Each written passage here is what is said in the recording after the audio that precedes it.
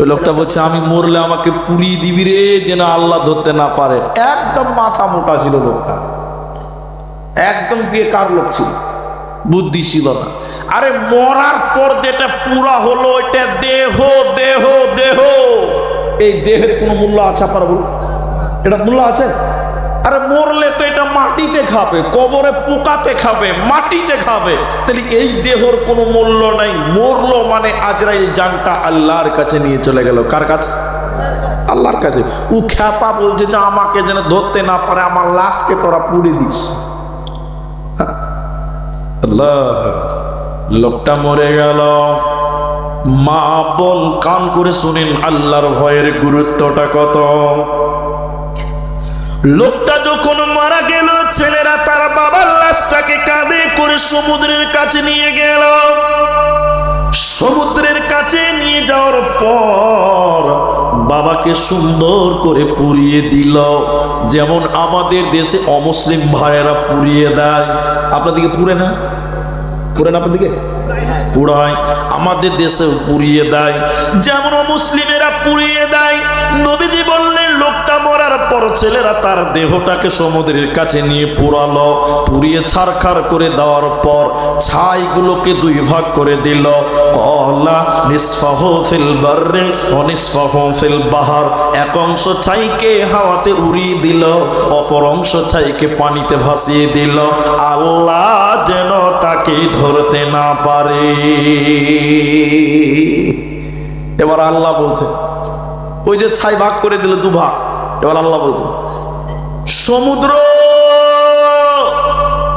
পানি, আমার অমুক বান্দার ছাই তুমি যে কারণে নিয়ে গেছো না কেন এক্ষুনি জমা করে দাও। আপনারা সবাই বলুন পানি কার কথা শুনে বাবা? আল্লাহ। কিন্তু হতভাগা মানুষ আমাদের মধ্যে আছে কিছু যারা আল্লাহর কথা শুনে না।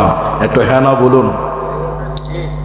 পানি ছাই জমা করে দিল অর্ধেক, আর অর্ধেক হাওয়াতে উড়িয়ে নিয়ে গেছে। এবার আল্লাহ তাবারাকা ওয়া তাআলা হাওয়া বাতাসকে আল্লাহ বলছেন, বাতাস আমার অমুক বান্দার ছাই যেখানে নিয়ে গেছো না কেন এক্ষুনি জমা করে দাও। সকলে বলুন হাওয়া কথা শুনে কার? আল্লাহর। এবার হাওয়া তার ছাইগুলো জমা করে দিল। এটা বুখারী শরীফের হাদিস আপনাদের সামনে বলছিলাম। এবার ছাইগুলো দিয়ে আল্লাহ মানুষ বানালেন, মানে মানুষের দেহ বানালেন। আর আজরাইল তার জানটা আগেই আল্লাহর কাছে পৌঁছিয়েছে, ওই জানটা তার দেহের ভিতরে ভরে দিলেন। ভরে দেওয়ার পর আল্লাহ তাবারাকা ওয়া তাআলা এই পাপী গুনাহগার মানুষটাকে আল্লাহ বলছেন, বলো আল্লাহ তাবারাকা ওয়া তাআলা এই গুনাহগার পাপিষ্ঠ বান্দাটাকে আল্লাহ বলছে, তুই বল তুই তোর ছেলে মেয়েদেরকে এই ওসিয়ত কেন করেছিলি বল, পুরাতে বলেছিলি কেন বল, তোর পুরতে বলেছিলি কেন তুই বল। আমি আল্লাহ সব জানি রে বান্দা, আলিমুম বিজাতিস সুদূর। এরপরও তোর জবানি আমি জানতে চাই, তুই বল।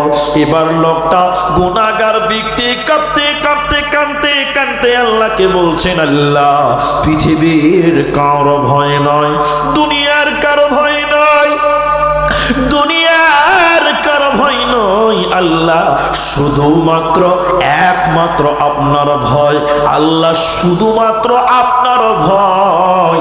এই ওসিয়ত করেছিলাম, পড়তে বলেছিলাম আল্লাহ আপনি যেন আমাকে ধরতে না পারেন।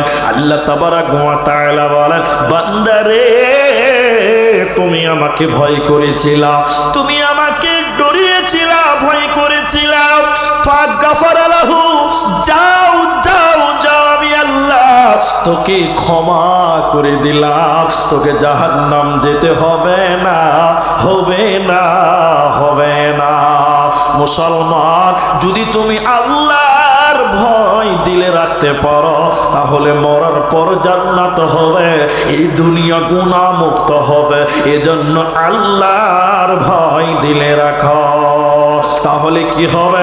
আল্লাহ দুনিয়ার সমস্ত গুনাহ আল্লাহ তোমার ক্ষমা করবে। এজন্য ভয় করো কাকে? শুধুমাত্র আল্লাহকে। আল্লাহর ভয় দিলে রাখো। সুবহানাল্লাহ। এজন্য কোরআনে আল্লাহ বলেছেন ইত্তাকু, তোমরা ভয় করো। এরপরে আল্লাহ তাবারাক ওয়া তাআলা বলেন ফাআম্মা মান তাগা ওয়া আসারাল হায়াতাদ দুনিয়া ফাইন্নাল জাহিমা হিয়াল মাওয়া। এরপরে আল্লাহ বলেন ওয়া আম্মা মান খাফা মাকামা রাব্বিহি ওয়া নাহান নাফসা আনিল হাওয়া। যারা পরকালমুখী হবে, দুনিয়া ভুলে পরকালের প্রেমে যারা পড়বে, আর আল্লাহর ভয়ে যারা দুনিয়া করবে, আমি আল্লাহ তাদেরকে জান্নাত দিব বান্দা, ওদেরকে জান্নাত দিব রে, ওদের কোনো চিন্তা রবে না, রবে না। এটা চিঠি, এদিকে দেখেন আপনারা, আপনাদের একটা জিনিস দেখায়, গুনাহমুক্ত জীবন হবে আল্লাহর ভয় থাকলে। এদিকে দেখেন, আমাদের নেতা মন্ত্রী যারা আছেন তাদের সঙ্গে একটু মিলিয়ে নেবেন আপনারা। ভাই বসেন, এখনো তো 12টা বাজেনি। জি, 12টা বাজলে পালাবেন, এখন কেন পালাইছেন? জি, একটু সময়টা কারবার হয়ে গেছে, এটা ম্যানেজ করে নিতে হবে আপনাদেরকে, আমাকেও নিতে হবে, আপনাদেরকেও নিতে হবে। আপনাদের কি বিরক্ত লাগছে নাকি বাবা? একটু বসুন। আপনারা যারা দুজনে একজন করে উঠছেন, ওই একের পেছনে এক গেলে 2 হয়, আবার একের পেছনে 1 বসলে আবার 22 হয়, 12 হয়, কখনো হয় না? একের পাঞ্জুরি দিয়ে 1 দিন তো কত হবে? 11 হবে। একের পাঞ্জুরি 2 দিলে কত হবে? 12 হবে। আবার একের তলে 1 দিয়ে যোগ করলে কত হবে? যা বাবা, কত হবে? 4 হবে রে বাবা। কত হবে? 2 দিয়ে একের পাঞ্জরের তলে যদি আবার 2 দেন তাহলে 3 হবে, আর 2 এর পাঞ্জরে যদি আরেকটা 2 দেন 5 হবে, আর একের তলে ফের 1 দিলে 2 হবে, যোগ করলে যা হবে। তো আপনারা যদি একদিন একজন করে উঠেন তাহলে তো মাঠ খালি হয়ে যাবে।